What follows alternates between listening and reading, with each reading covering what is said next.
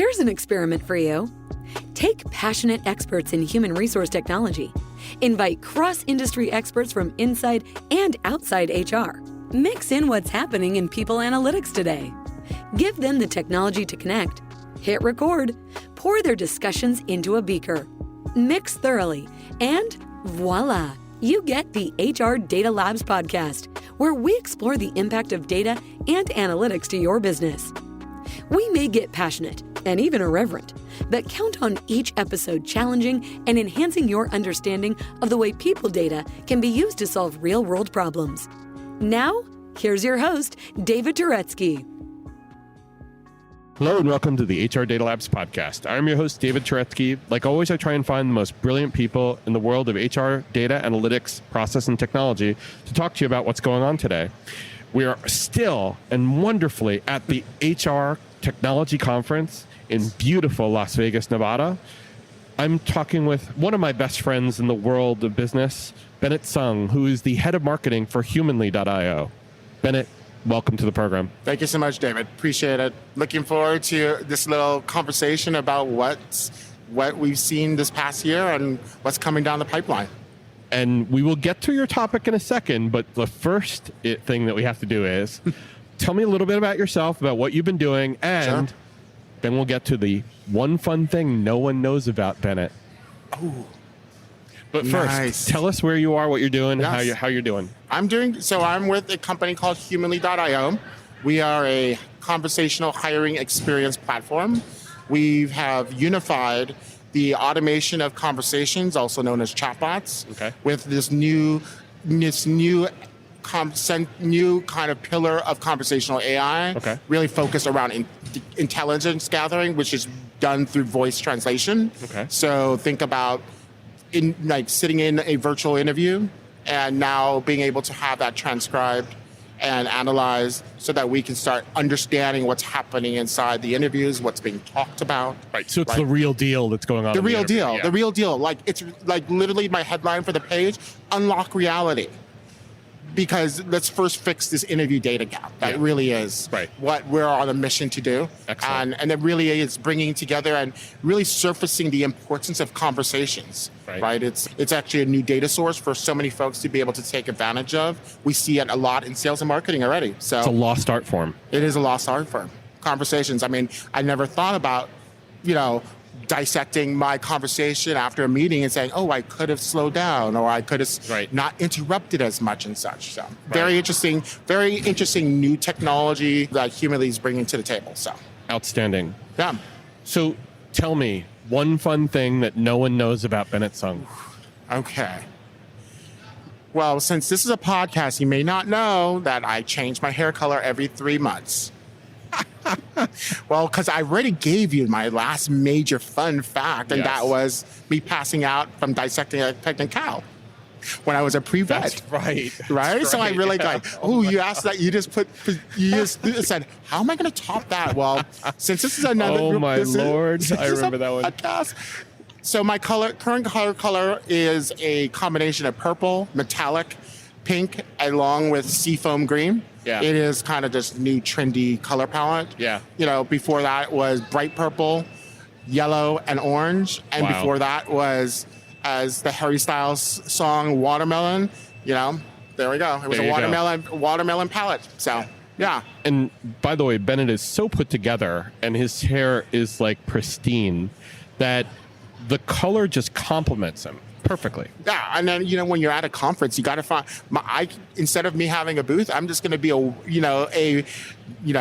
walking booth, and people can immediately spot me. And I can't tell you how many people just says, Bennett, I saw your hair color on LinkedIn.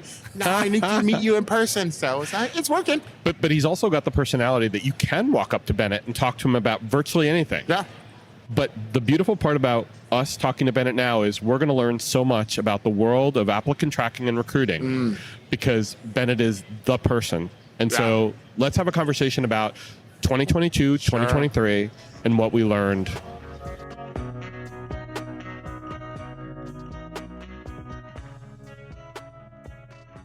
So let's start with what happened in 2022. Did anything surprise you? What was the world of HR technology around applicant tracking and ATS? Visionary voices, bold breakthroughs. This is Shally's Alley, where top recruiting minds spill their best-kept secrets live every Friday at 1 p.m. Eastern. Raw, unfiltered conversations on sourcing, hiring, and the future of talent, where we ask the tough questions no one else will. Tune in and level up. I think for purposes of recruiting specifically, I think the big impact is that there are newer technologies that we're bringing in from sales and marketing into the tech stack.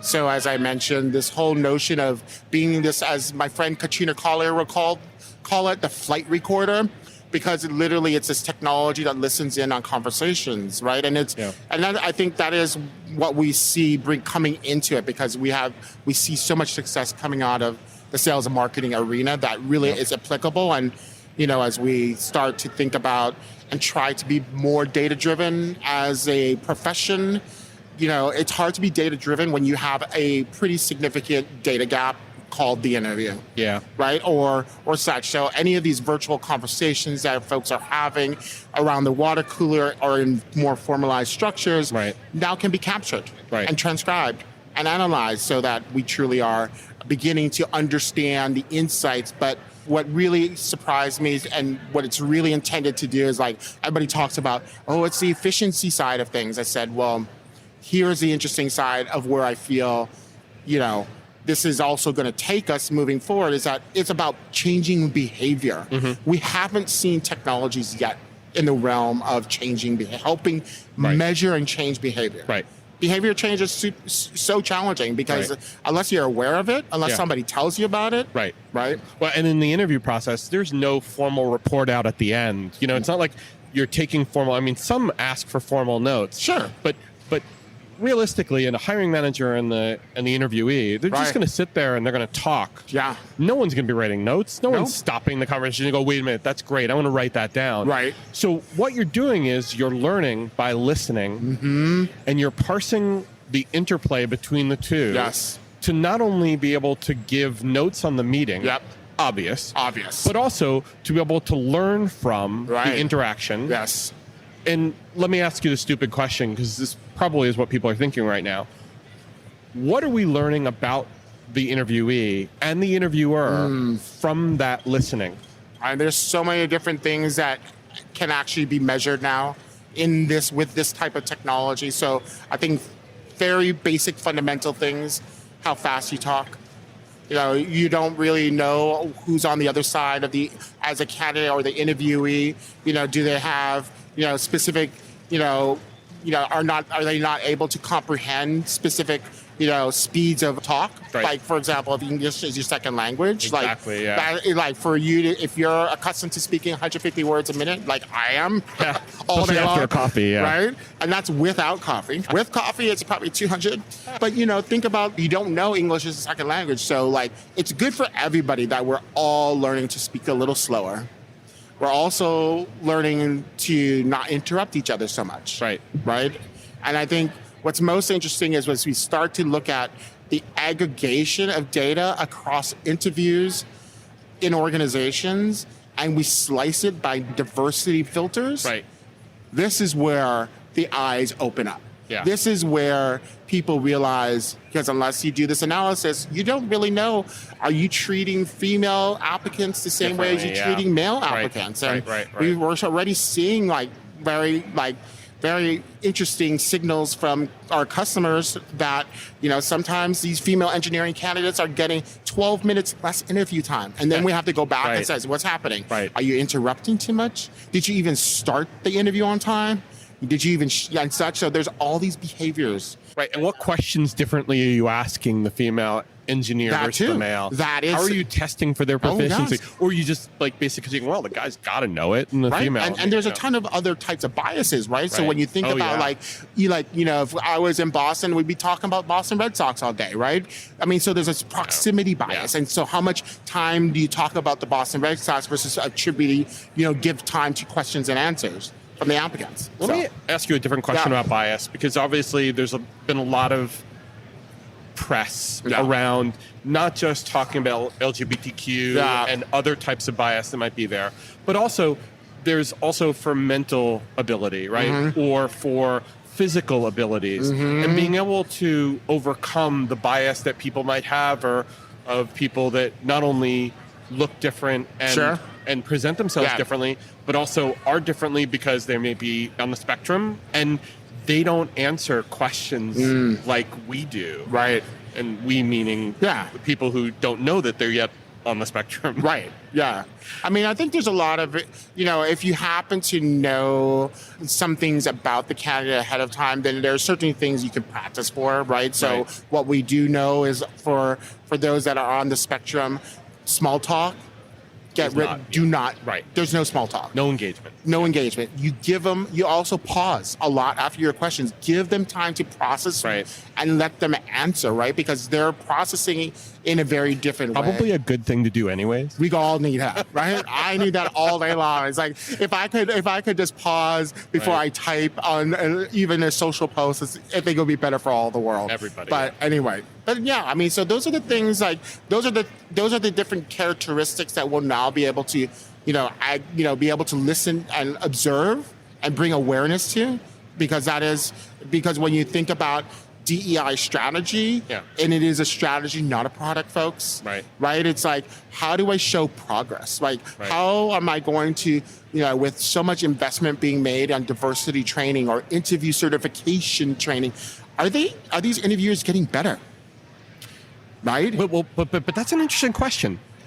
Do you do the round trip to see that from that interview, the interviewer had a different outcome the next time because they listened to your coaching and they listened to the things that you were telling them, the feedback?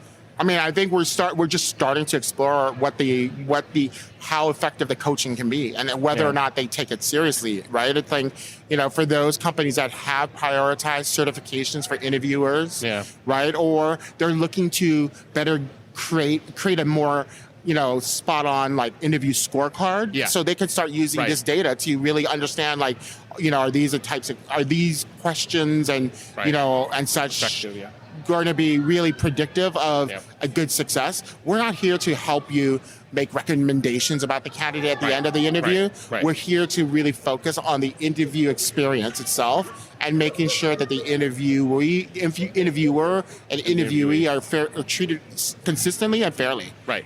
So we can listen in for not so much like everybody talks about structured interviews. Right. Oh, we should implement structure. The problem with structured interviews is that everybody forgets nobody's style of talking is the same. But we also have to react to a question. Yeah, we got to be reactive. We got to be agile. We got to be spontaneous. And so it's more about understanding the nature of the topics that are being talked. Did you talk about the benefits? No. Yes. Did you talk about the hiring manager? Yes or no? As long as these topics are consistently brought up, how you frame the topics, that's really in your personal style, but really making sure that for our purposes, when it comes to the word consistency, that the topics that each recruiter brings up for that particular role are all consistent. The reason why I bring up measurement is obviously from an analytics perspective. We want to know that the things that we're doing have some ROI or have some benefit to that hiring manager or to the interviewee. So their experience as a candidate, their experience as an interviewee, and their experience moving into the role if they get accepted and they go on to the next step. As a candidate to employee, what do we learn from the statistics around the metrics for how we helped in that situation, or what was learned to make for improvements in the process or make for the learning improvements that need for that interview? I think at a high strategic level, the most interesting aspect that I feel this type of technology is going to bring to the table is how much does the employment value proposition or the employment brand actually stick, right? Because I think here's the interesting dynamic. This technology is not just for candidate interviewing. This can be for stay interviews and exit interviews. So start to pattern, like, what are we starting to see? So you talk about, well, the hiring experience is going to be this way, but by the time you start to interview them again, or, get a feel and pulse check through another virtual meeting that you analyze, has that employment value proposition carried through. And is it consistent? Because we hear so much, oh, I got hired and it was a completely different story. This was not what I was promised. Right. So now we can kind of make sure that the value prop is actually being held up. So does that mean that the technology becomes potentially a business tool, enabling the manager to be able to learn from their mistakes, having career conversations along the way? Yeah. Then it becomes a recruiting tool for the interviewer or hiring managers and interviewees. Yeah.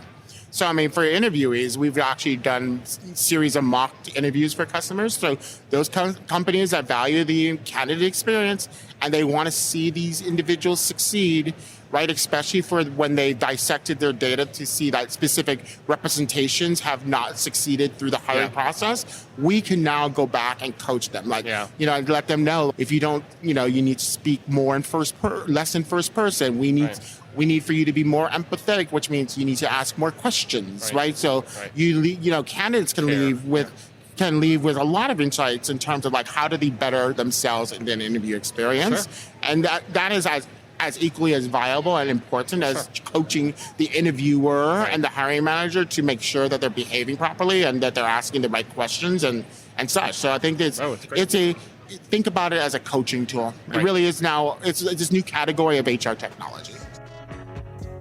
Like what you hear so far?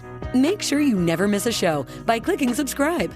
This podcast is made possible by Salary.com. Now, back to the show. So let's talk a little bit about what surprised you about this type of technology in 2022, or have there been any surprises? 2022 has not had a lot of surprises. We have a lot of people saying the same things. I don't feel like in recruiting, we've actually pushed the envelope. We're still talking about candidate experience 15 years later, and there's no real tangible, concrete evidence of how to measure candidate experience. Yeah. I don't think a net promoter score is the only answer, but that's what they're hanging their hat on. But what is candidate experience? How do you make it measurable? Right. So then, it's like, so a lot of things just haven't really come to fruition. There's been very little adoption yet. It's very hard to get people to change their ways. They have a lot of critical thinking about, is this even legal, right? Because when you look at companies that have gotten themselves in a bit of legal trouble because they've used tools or used AI for facial detection, right? I mean, we're not, so people are now like, I don't know about this, like voice technology, is that going to do the same thing? Is it going to introduce all these biases, right?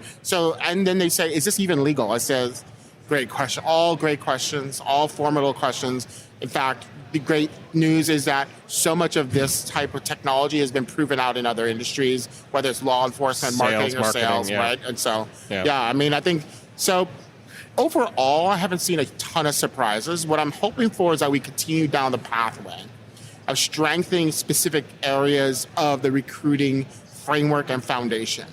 So, ideas like building an applicant tracking system or any talent system or worker technology system around skills. The foundation of any individual is around skills. Sure. That in itself should be the way we should be looking at whether it's matching candidates or developing them. For me, skills development technology platforms like our next door neighbor here, HackerRank, which happens to do it for technology, but there's a ton of skills development platforms. Right. We need to build in that skills ontology into like how we craft our job descriptions. Right. And then using that also to help even candidates craft their profile. Like use the same language. That's what's really going to help solidify and like get us more confident in being able to make these matches. Right. Yeah. I think the other interesting dynamic is this notion that we're so in a rush to screen candidates out so quickly. Oh my God, yeah. Like, it's unbelievable. Like you apply for a position and 5 seconds later, you got the rejection letter. 5 seconds. And when Bennett says 5 seconds, it's true. 5 seconds. It literally happens in 5 seconds. All the time. I applied for a position just for the sake of trying to test and see what it's like. 5 seconds later, you've been rejected. I said, I'm the most qualified position for this position. Well, and the funny part is that they use that same old tired form letter that says, hey, you've got impressive skills. You didn't look at my skills. You didn't even know what my skills. You don't even know what my skills are. You have no parsing tool to even parse out my skills. So which pisses you off. And would you ever try and apply there again? No. Right? It's like, because it's like, if you're not going to give me, I'm spending all this, time prepping my cover letter. Do you guys even want a cover letter anymore? Right. Do you, prepping my profile to make it as aligned with the job description as possible? And I'm doing all this heavy lifting, and 5 seconds later, I get a rejection. Right? So deflating. So the reality is that we all need to just take a deep breath. After somebody applies, figure out how to be able to engage in a conversation with every single person who spent that time applying. Right. And then once you've captured all of that next level data, now I think you're ready to make a match. Right? Well, that goes back to employer of choice type things. Yeah. Like I've talked to a few people about employer of choice, and when you have an experience where a company does reach out to you, you've spent the time to apply, you're talking about, and then you get back a response from a human, or even if you got a response back from a robot that said, schedule a time. Yeah. Great.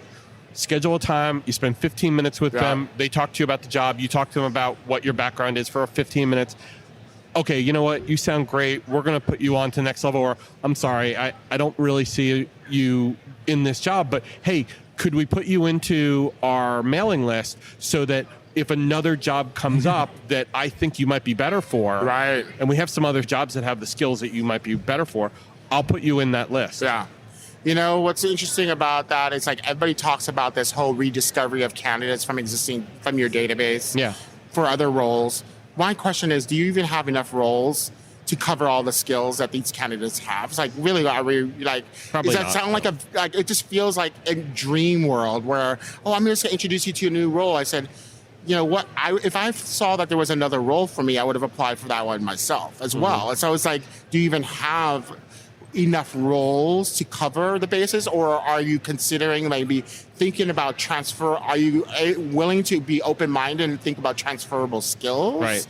Right. So there, again, it all comes down to skills. It's like, we know so much about what an individual is able to do and what their potential is just by knowing the set of skills. Right. Let's just take let's all just start taking inventory of everybody's skills. Yeah.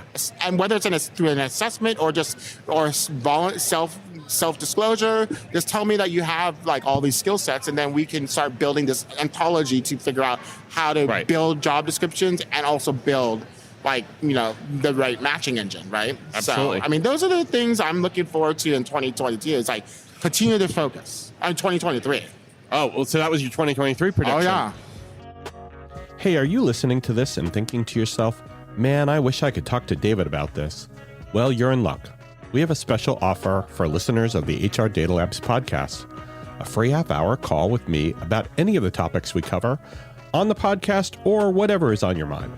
Go to salary.com/HRDL consulting to schedule your free 30-minute call today. So 2023, your skills prediction is be able to create a skills ontology for your employees. Yeah, we need that. Yeah. We need that. It is like, it literally is the crux that holds recruiting back completely. It is, and it also is a critical factor. Like, it's a very interesting time we're experiencing now with a ton of these announcements of layoffs. It's layoffs can be looked upon in a very, it doesn't have to just be about compensation. Or payroll, right? It's like, what assets are exiting, what skills are now exiting your organization? And could you reuse those skills in other areas instead of letting them go? Find areas to redeploy the skills in other projects or other initiatives, because it's kind of hard. It's a heartburn when you start to see these layoffs and then you still see like 70 job postings. Exactly. It's like, how does this all work? How can you not put those people at the top of the list for all those jobs? Consider somebody, right? Right. Exactly. And even if you have to reskill them. Is reskilling them going to cost more or less than actually trying to hire N+1 employee? Right. Exactly. Exactly. I mean, so, there's a lot of like things that just, I scratch my head on. It's like this whole notion of, layoffs and not redeploying them, or, this whole notion of what I'm also seeing in 2023. It's kind of all this continuum of internal mobility. Yeah. It's so easy for these employees to just walk out the door. Right. Why are you they will, because if you think of them as a disposable resource, they know you're thinking about them as a disposable resource. Well, we also call people human capital. So we won't go into that specific topic, but if we can rid 2023 this notion of human capital as how we talk about people, we are a people business. Yeah. Let's talk about feelings and empathy and emotions and things that are people driven. Right. Well, and this came from going from personnel to HR, and then where you're going beyond HR. Well, you're going definitely to human capital, because that's where people are valuable and we're resources. And now we have people operations, right? People operations is a new way of looking about things. Yeah, for sure. I mean, I think at the end of the day, I think the other last thing on 2023 is we need to refocus on the hiring manager experience, right? The hiring manager experience has always been a bit of a crux in technology. But, when you look at various industries that are much more hiring manager centric, so these decentralized organizations in retail and restaurants and hospitality and, home care and such, where the actual location manager is your professional recruiter as well. Yeah. I mean, we have to give them the tools to be as equally effective to be able to make the right decisions, but they're kind of left, they're just brushed to the side. Well, and their hair's on fire constantly. Always. They feel the pain. They've got evergreen recs because people are constantly coming and going. Yep. And they're trying to find better people who will stick around so they don't have to do that all the time. Exactly. Right. And so we're not empowering the hiring that hiring manager. Of course, there's all sorts of different layers of hiring manager, but the decentralized hiring manager and hourly workforce needs to be given the priority. That's when, if you're building for hourly workforce management tech, you need to make sure that is your central buyer, not a recruiter. Right. That recruiter is just a consultant, not a head of operations, but it's about the hiring manager and the candidate. Those are the things. So just to summarize, know your user, know the persona, and know what's putting their hair on fire. Yeah, exactly. That is my prediction for 2023. Bennett, drop the mic. There we go.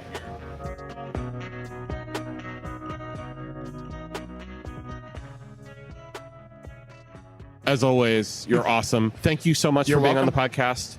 And hopefully next year, right back here, we'll meet up again and we'll talk about whether you were right for 2023. We'll see, right?